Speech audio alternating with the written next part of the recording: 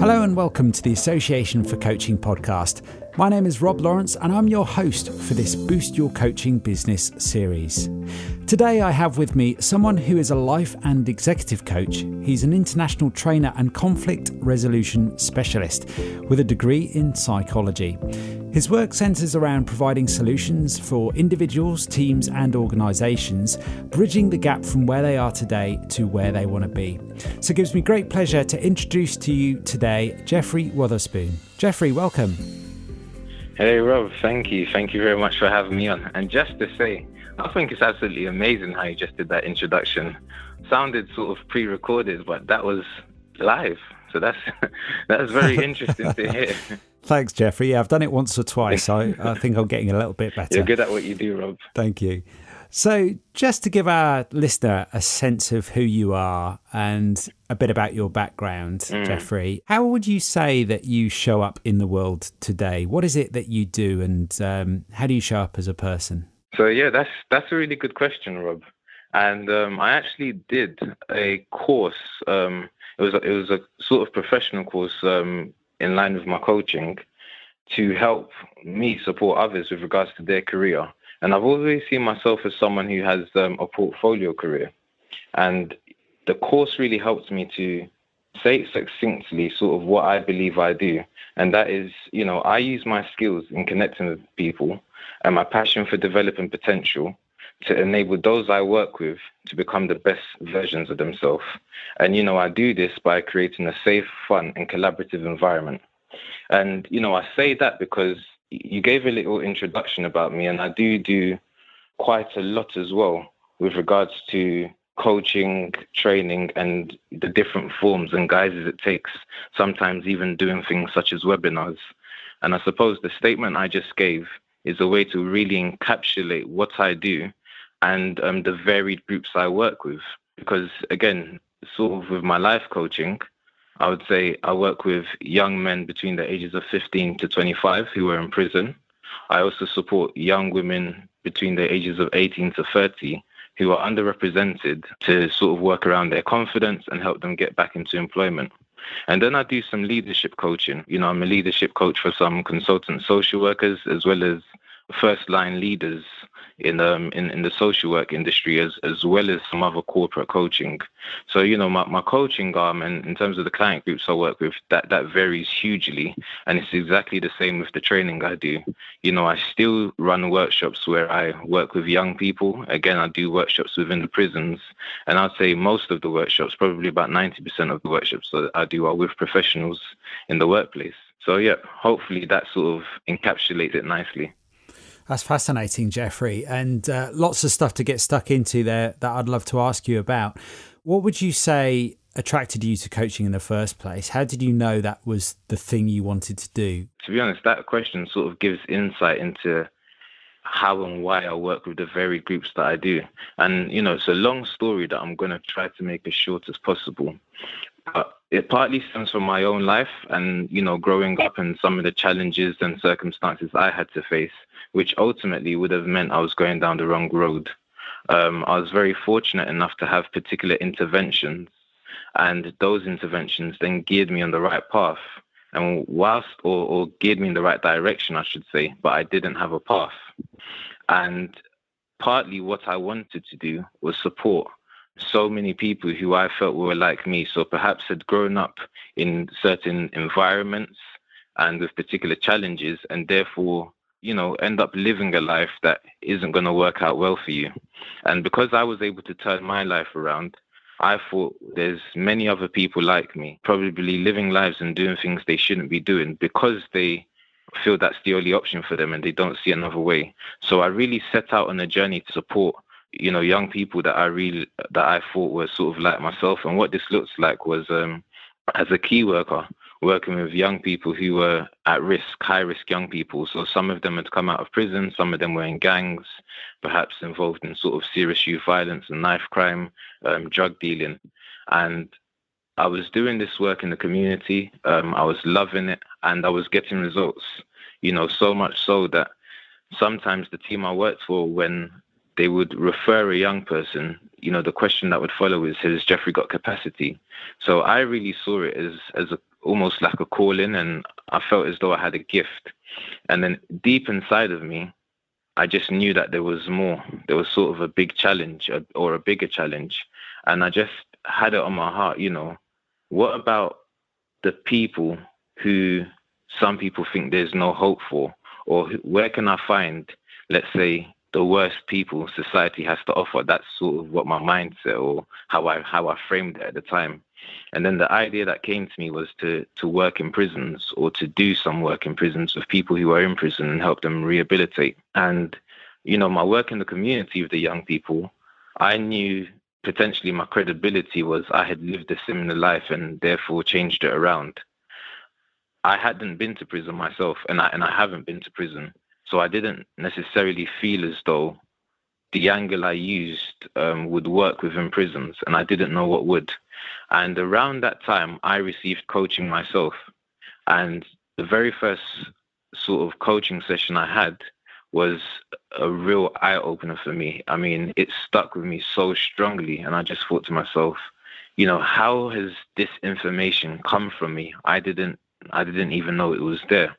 And really what happened is I just instantly knew coaching is what I needed to go into the prison system, or go into the sort of prison criminal justice field to support those people. So, my reason or my why for being a coach was so I could support those who were in prison with rehabilitation, hence why I still do that now. And that's how I started. Lots I want to ask you about that. But going back to that moment, that key moment there where you realised that this is what you wanted to do and where you wanted to take it. Tell me more about that moment. How did that feel? What was going through your mind at that point? What was the experience like? It was an extremely powerful insight. When you get those insightful moments, it's just like life is giving you an answer, or there's something you've been searching for and then you found it. That's exactly what happened. And in terms of the background and the context, there was a few things that sort of led me to even want to work with those in prisons. And as I sort of alluded to earlier, I almost felt it like a bit of a calling or a call, that actually I have a mission or a purpose, if you like.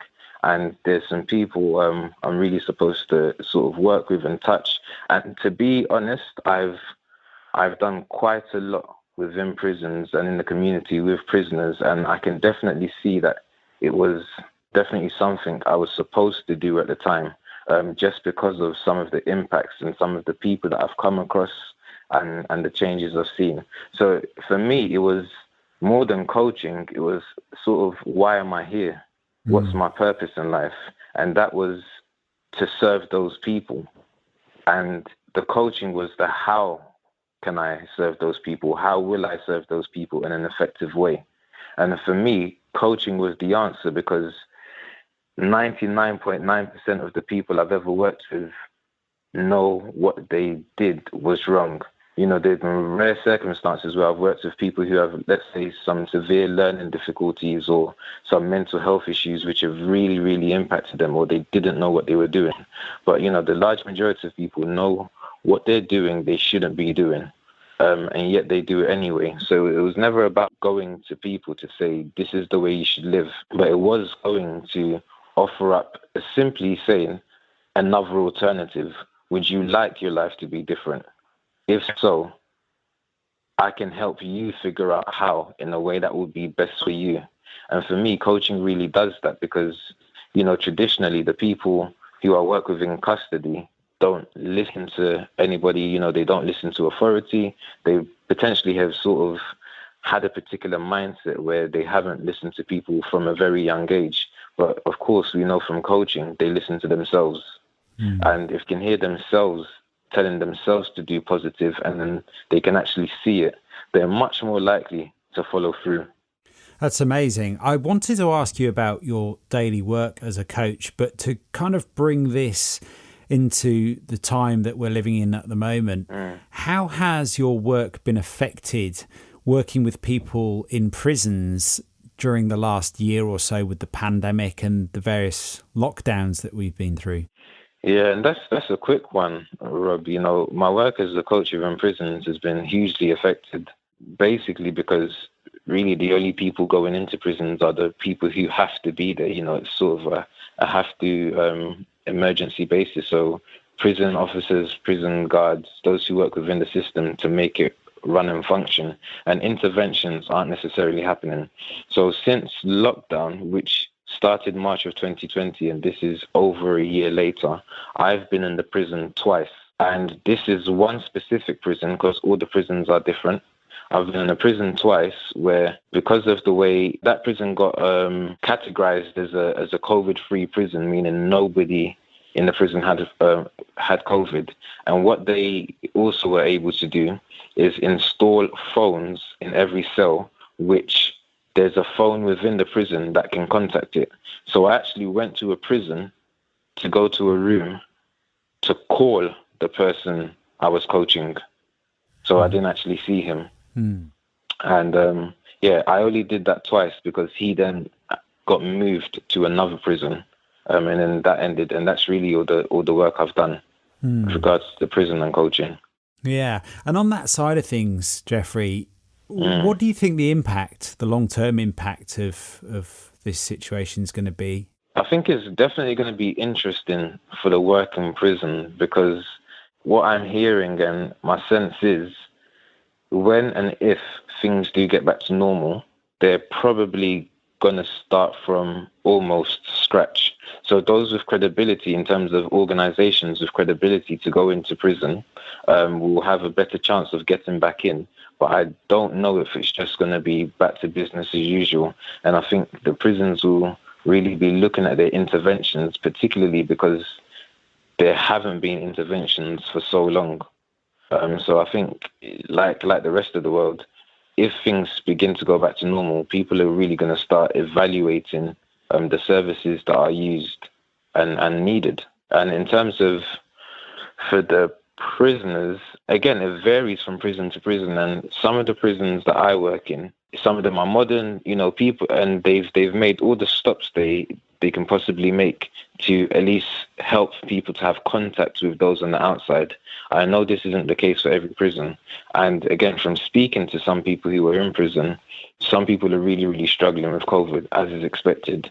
I think what happens in the community is in some ways reflected within the prison system, just potentially on a more extreme scale. Yeah, it's a tricky situation to be in by the sounds of things. Yeah, definitely.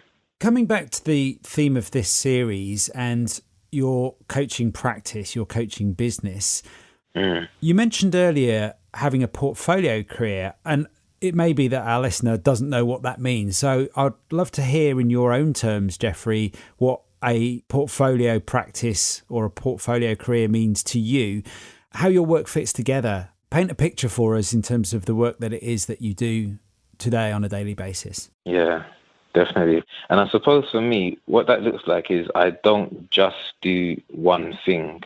So I'm not only a coach. Really, I'm a coach and a trainer. So those are primarily the two things I do. Partly my title is conflict resolution specialist, and I tend not to do conflict resolution anymore just because of how time consuming it is. So day to day, I'm probably coaching or training. And with regards to portfolio career, with the coaching, it's just a varied client group. I can't say that I coach a particular client group, as I sort of gave the introduction earlier, the different groups that I work with.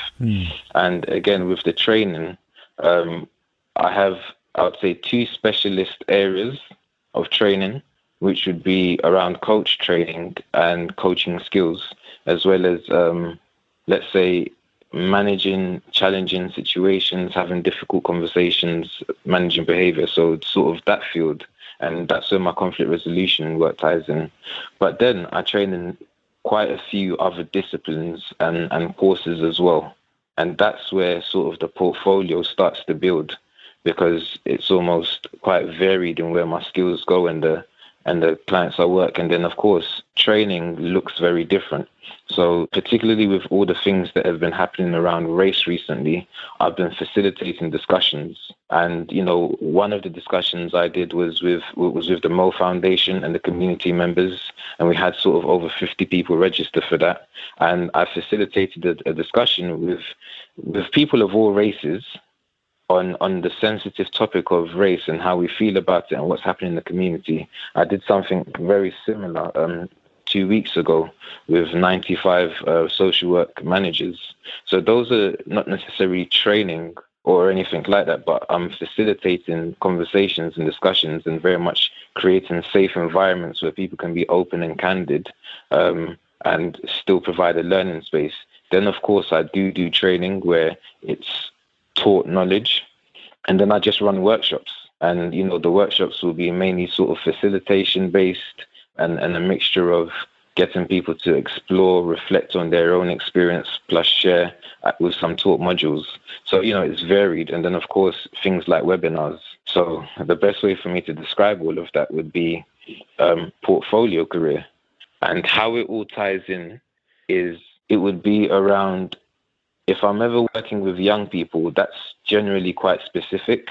So it would be around maybe young people at risk in the community or with disadvantaged, challenging backgrounds, and young people who are in prison. And then in terms of my workshops, the audience varies, but the content is the same. So I might do workshops on resilience and stress, and I can do that with universities, I can do that with professionals. Similarly, some of my training topics, such as managing challenging situations and conversations, that could be with professionals, that could be with students. So hopefully that gives a bit of clarity. Yeah, absolutely.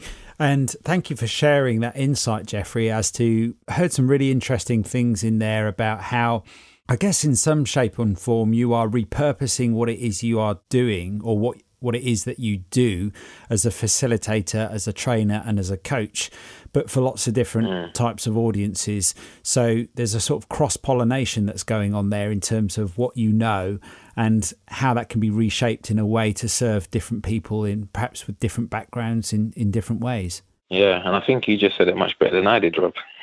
Yeah, thanks, Jeffrey. With that in mind, something you touched upon there, I'm fascinated to learn more from you as someone I regard as an expert in this area. I want to ask you about how you've grown your coaching business and where you got your first breaks from, because I know there will be a lot of new coaches listening to this that will be perhaps looking for their first pieces of work. So I'll be interested to know your background and your story there.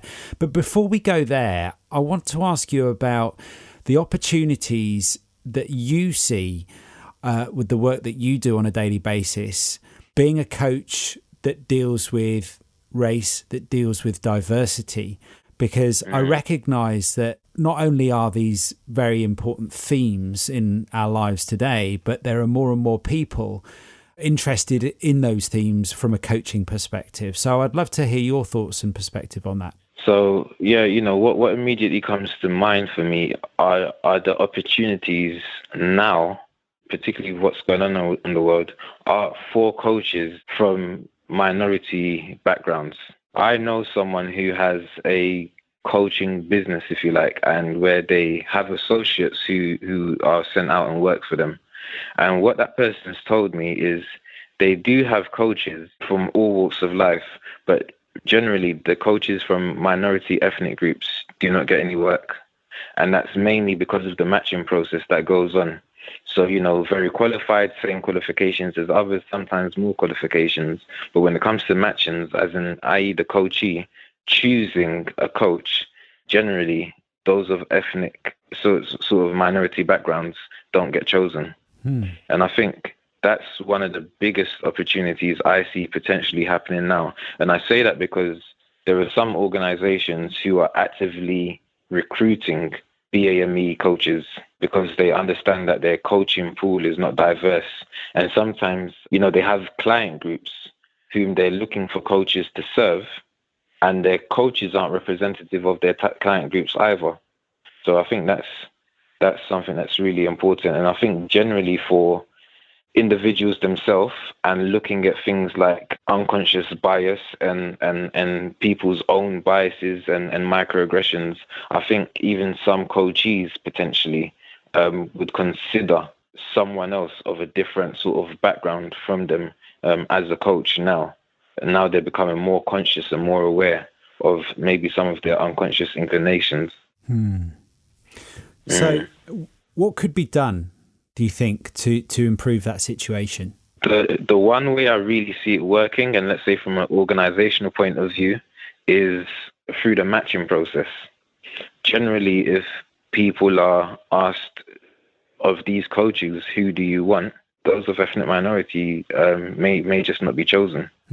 And, one way organizations are taking care of that problem is by matching the coaches they feel will be best fit for the coachee. So what you're saying there is, rather than the coachee selecting the coach, someone else is doing the matchmaking. Yeah. Initially, based on some other criteria, because there's different criteria you can use. But when you've got the names and the profiles and the pictures, what I've been told, and I've seen it myself, I've been involved in it myself, I suppose we're not getting chosen. So there was an organization that I was doing some associate work for them as a trainer, and I don't know how, but they managed to get a coaching contract. So the company said to them, "We are looking for coaches. Could you please put some forward?" I was the only actual coach, as in the only certified person who functions and works as a coach. The others were just trainers, and I never got a call back. And in my mind, I thought I'd be inundated. I thought I'd get all the work because, how are people going to be coaching if they're not coaches? But I didn't hear back. And I could only assume perhaps they didn't like the way I look. It wouldn't necessarily be my bio, because from the bio I put forward, I think they would have seen I'm quite experienced as a coach. But yeah, nevertheless, I didn't get chosen. So tying that into how you've got to where you are already today, Jeffery. Yeah. How have you been able to navigate and grow your coaching despite those types of challenges? Because you've clearly done that, and from my point of view, quite successfully. Where have your biggest breakthroughs come from, and how did you get started on that journey as a coach?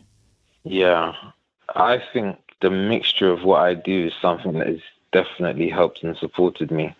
So, you did ask a question about the first break and breakthrough, and that was with the charity that I do some work with, Spark Inside, who hire professional coaches to do the work in prisons.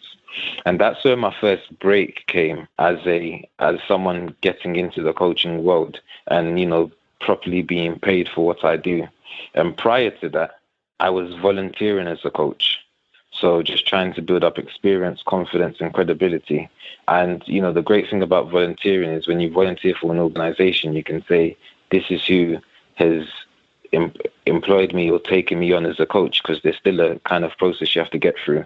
Spark Inside was really good because of my background. My background was already working with their client group, and now I was a coach who could work with the client group. So probably of their coaches, I may be one of the most experienced, because not only am I a coach, I have a lot of experience with their client group, whereas some of the other coaches didn't. And I think Spark Inside gave me a lot of credibility with regards to being able to say, this is the company I'm working for, this is the work I'm doing. I think the prison work really interested some people as well. And what that also did, in addition to Mo, is it helps build up my training and my sort of workshop skills. And I would say me getting into the corporate world, and I still actually believe there's a way for me to go with regards to, let's say, the level of which I work with, or maybe even the types of work and contracts I get. I think the reason I've been able to get there as a coach, particularly as a black coach, is because of my training portfolio, which is quite vast. As a trainer, I've been fortunate enough to work with people at all levels.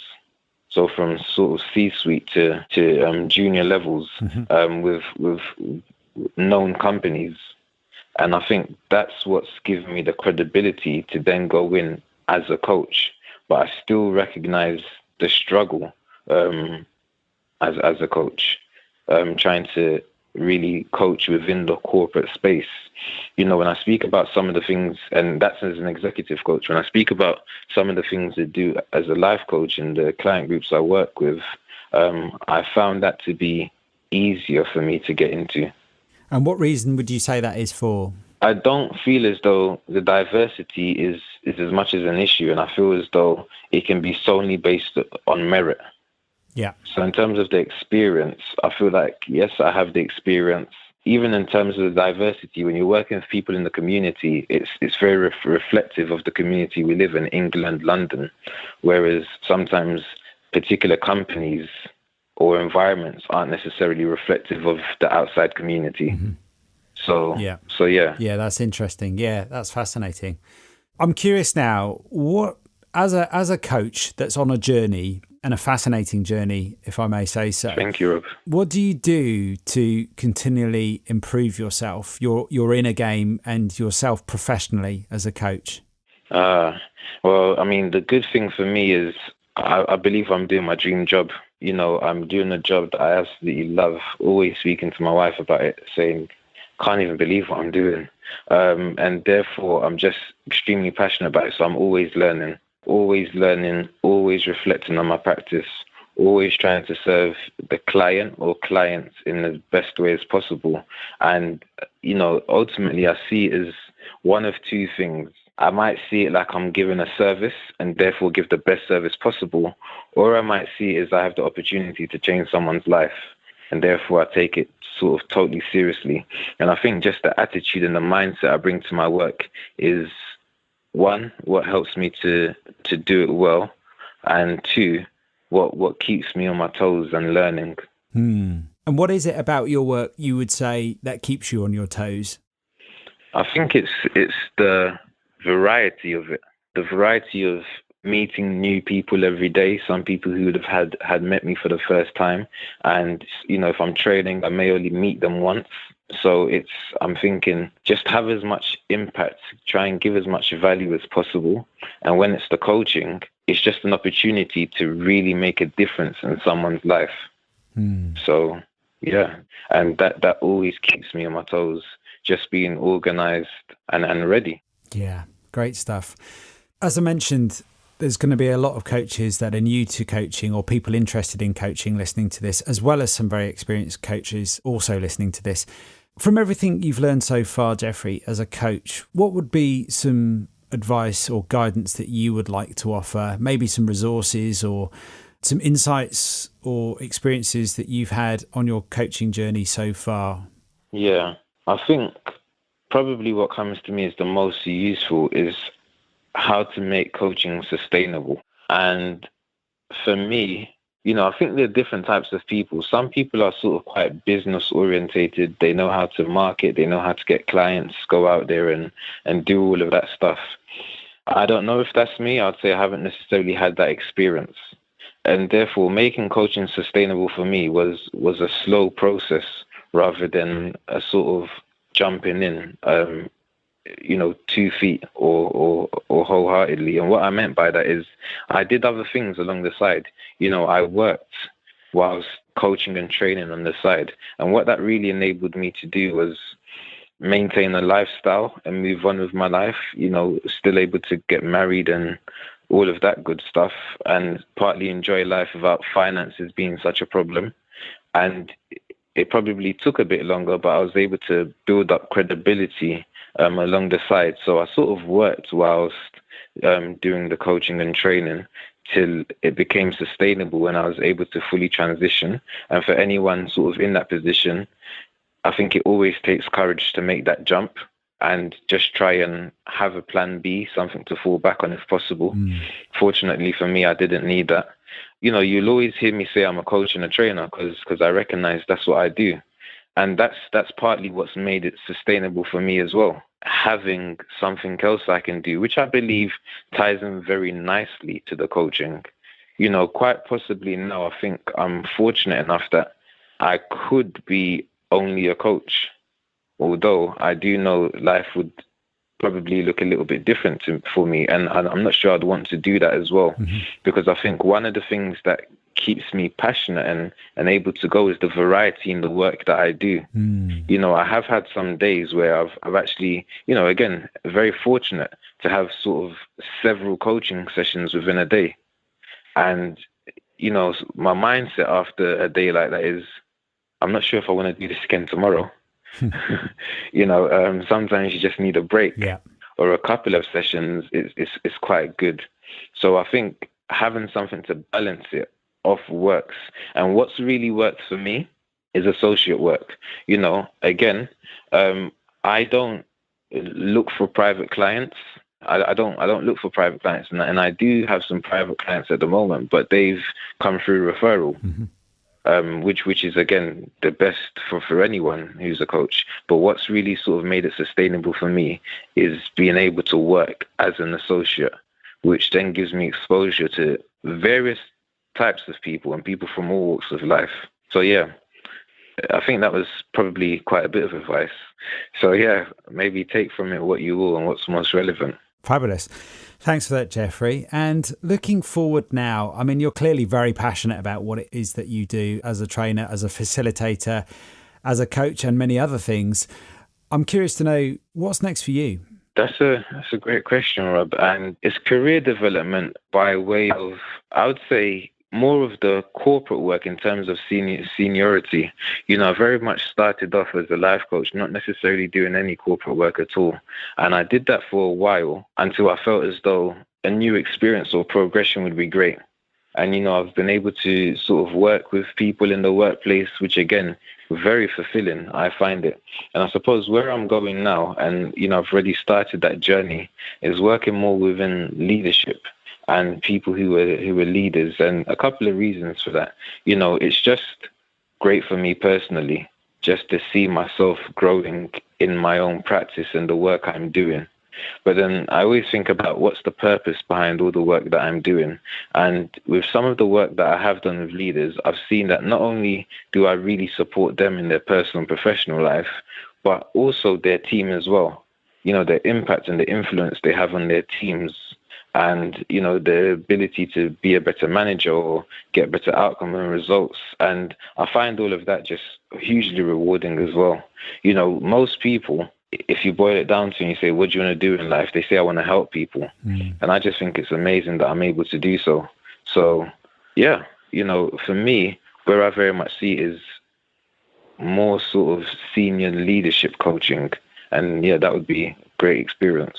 Yeah, that's amazing, Jeffrey, to hear where you're going with your coaching.